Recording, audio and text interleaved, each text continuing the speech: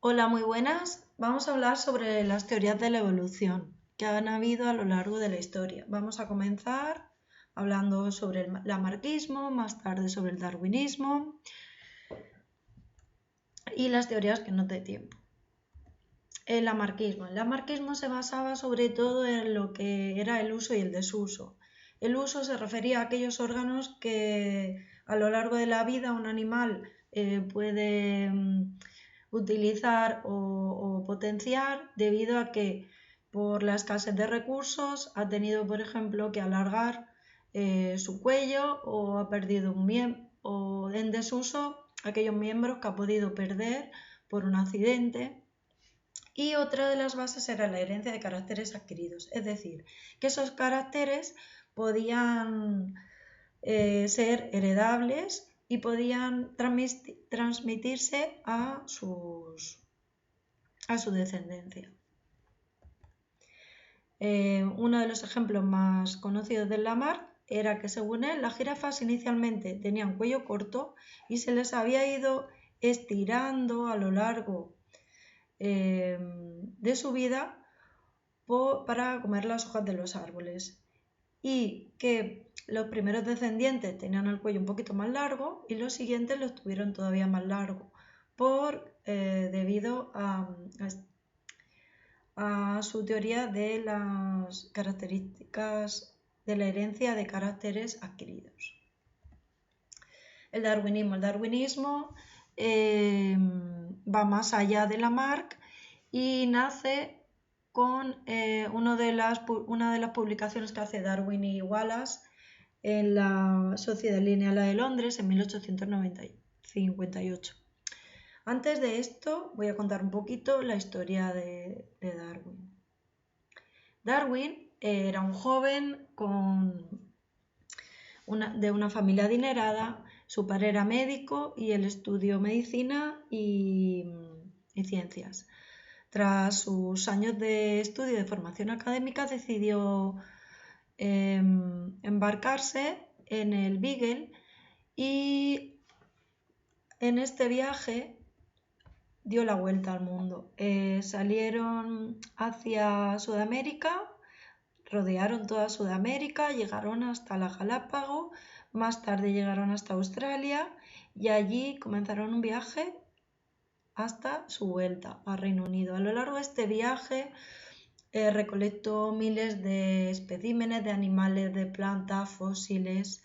Sobre todo estuvo mucho tiempo en las Galápagos, donde estuve estudiando durante varios meses cuál era la razón por la cual los pinzones, viviendo en una zona tan pequeña como eran 6 islas, apenas 6 islas, podían tener tal variabilidad de formas de pico.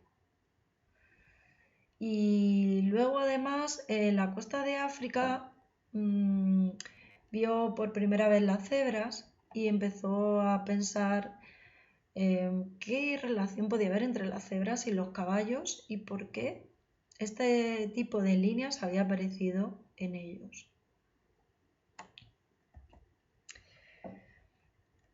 Tanto Darwin como Wallace en 1858 habían llegado a la misma idea sobre la teoría de la selección natural, sobre la teoría de la evolución, pero ninguno de ellos se conocían. Y ese año comunicaron sus ideas.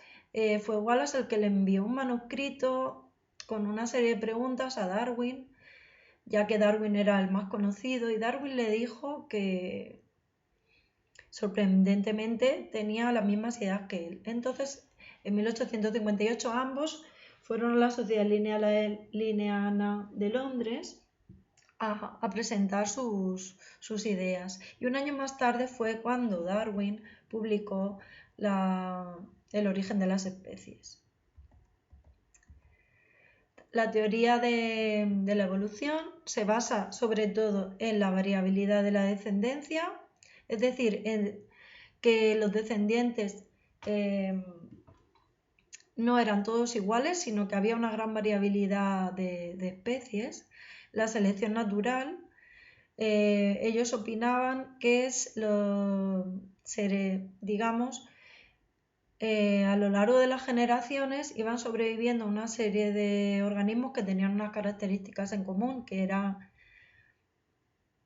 que se habían adaptado mejor al medio y por esa serie de características sobrevivían y como eran los que se podían reproducir, ese tipo de características, digamos, son las que de una manera gradual se van fijando con el tiempo y a lo largo de mucho tiempo se van, digamos, fijando esas adaptaciones y van dando lugar a los diferentes tipos de especies.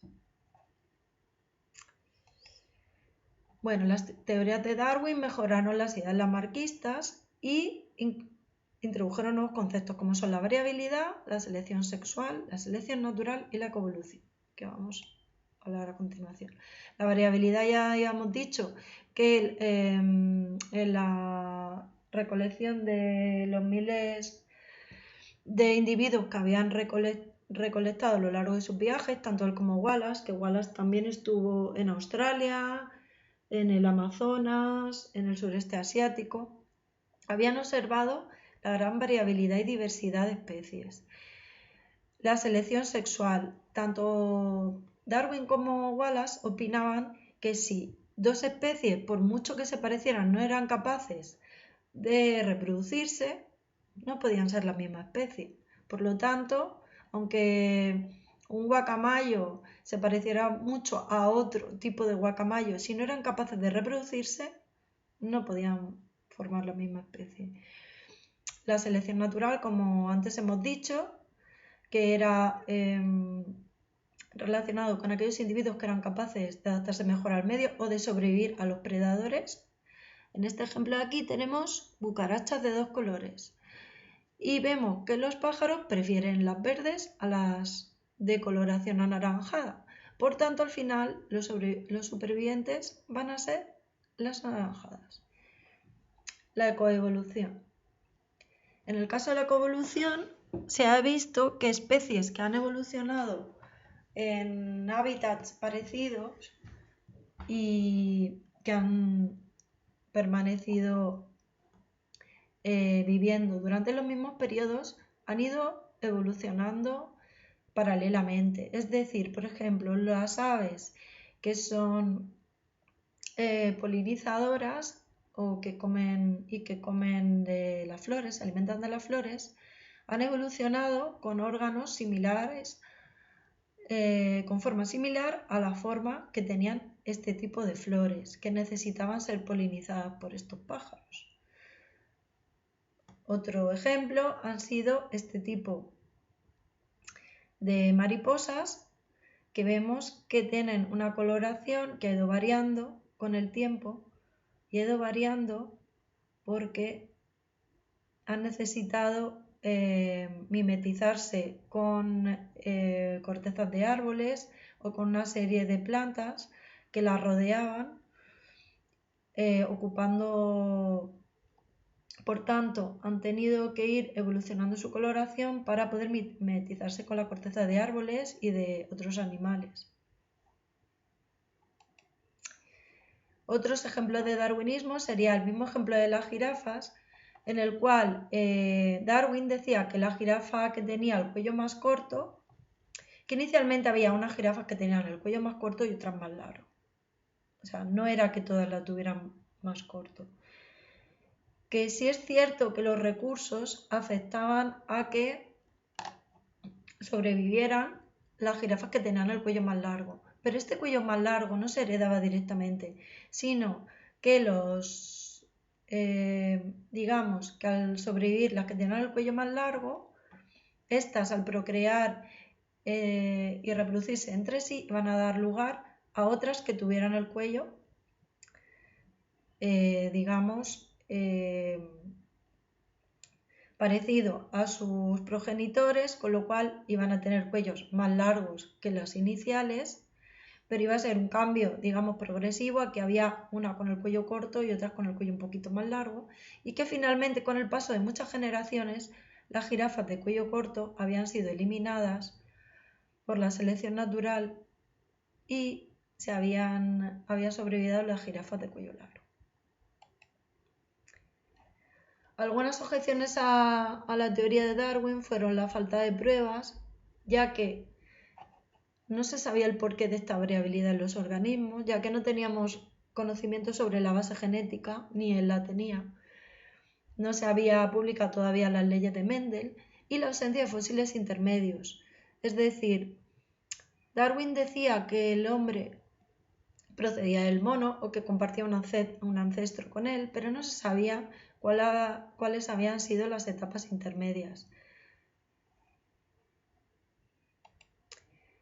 El neodarwinismo aparece más tarde y lo vamos a explicar en el siguiente vídeo. Muchas gracias y si les ha gustado denle al like. Hasta mañana.